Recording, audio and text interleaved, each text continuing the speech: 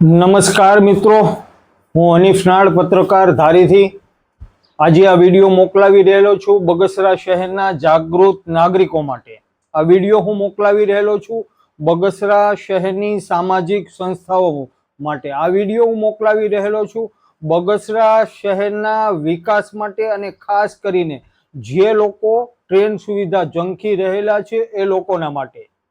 મિત્રો, તમે સૌ સારી રીતે જાણતા હશો કે ધારી શહેરમાં 1.5 વર્ષ સુધી મીટર ગેજ ટ્રેન સુવિધા બંધ રાખવામાં આવી, જેનું એક અભિયાન, એક મુહિમ સોશિયલ મીડિયા અને મીડિયા દ્વારા શરૂ કરવામાં આવી અને એની અંદર સરકારે ઘણા સમયે 4-5 મહિને મીટર ગેજ ટ્રેન સુવિધા ફરીથી શરૂ કરી આપેલી છે। સાથે જ હવે નવી માંગણી, નવા ધ્યેય સાથે આગળ વધી રહેલા છીએ। ચલાલા, ધારી અને વિસાવદરથી અમરેલી સુધી જો બ્રોડગેજ ટ્રેન સુવિધા મળી જાય તો ધારી શહેર, વિસાવદર શહેર અને ચલાલાનો વિકાસ થઈ શકે એમ છે। આસપાસના ગામડાના લોકો જે સુરત, અમદાવાદ, વડોદરા કે પછી મુંબઈ કે નવસારી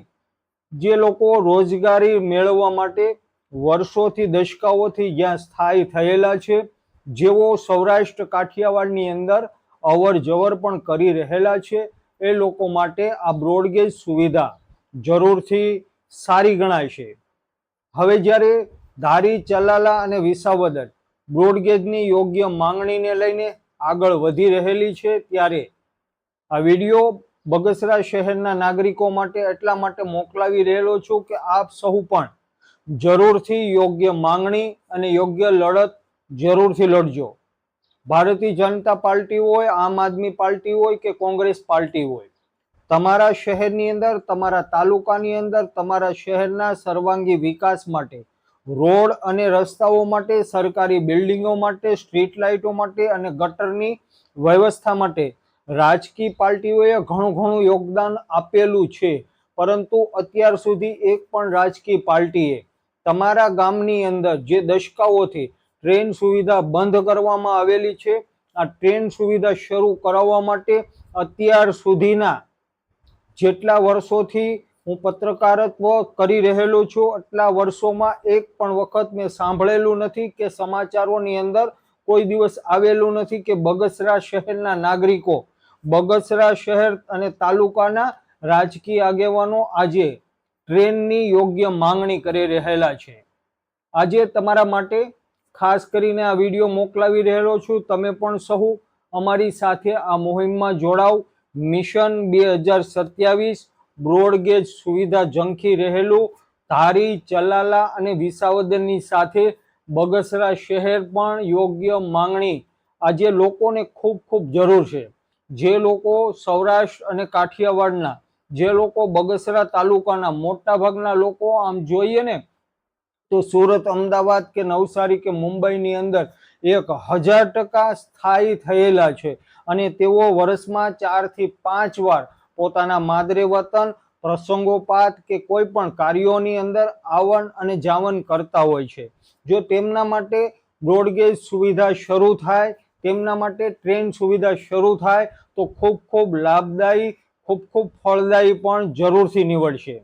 એટલા માટે અને સાથે જ આ મારા મોબાઈલ નંબર પણ તમે સૌ સ્ક્રીન ઉપર નિહાળી રહેલા છો, કોન્ટેક્ટ કરજો। આપણે સહુ સાથે મળીને યોગ્ય દિશામાં, યોગ્ય માંગણી સાથે ન્યાય માટે અને હા, ખાસ કરીને આપણા માનની સાંસદ સભ્ય ભરતભાઈ સુતરિયા હોય, આપણા માનની ધારાસભ્ય જેવીભાઈ કાકડિયા હોય, એમના માધ્યમથી પણ આપણો વિકાસ થવાનો છે, ગામનો વિકાસ થવાનો છે। આપણે ખોબલે અને ધોબલે એમને મત આપેલા છે, એમને વિધાનસભા અને લોકસભાની અંદર તેમને મોકલેલા છે અને આજે તેમની પાસે આપણે ટ્રેન સુવિધા મુદ્દે યોગ્ય માંગણી કરવાની છે અને તેઓ લોકસભાની અંદર રેલવે વિભાગના ઉચ્ચ અધિકારીઓ સાથે બેસીને ચર્ચા કરીને ધારી, બગસરા, ચલાલા અને વિસાવદરને જો બ્રોડગેજ ટ્રેન સુવિધા આપે તો પછી ખૂબ સારો એવો વિકાસ જરૂરથી થશે।